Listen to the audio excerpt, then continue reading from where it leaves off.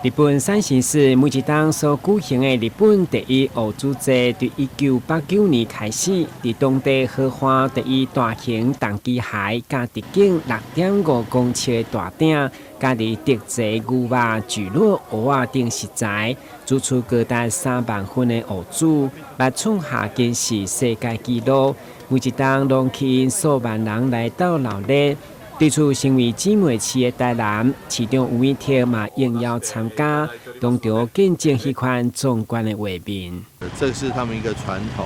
那每年都聚集几万人在那边来参加玉竹节。那我们山形市佐藤市长也来台南好几次，我们这是第一次来回访。那一方面彰显两市的友谊，一方面参加他们的民俗有意义的民俗文化节庆。那也希望让很多好朋友能够看到。这么多有意义，这是吉尼斯世界纪录的大锅煮芋头。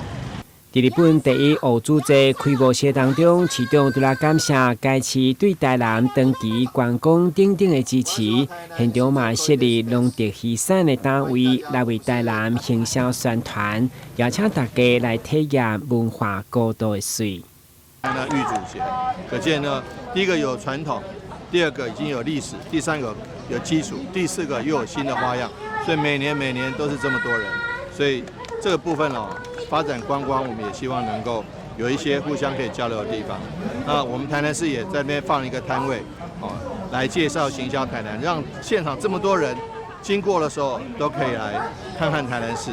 市长为特在会中除了分享因活动的欢乐气氛，嘛一一用台南好礼来交代，希望透过隔壁市先台特行，更加出行相逢市民的活动加往来。台南新闻军集采访报道。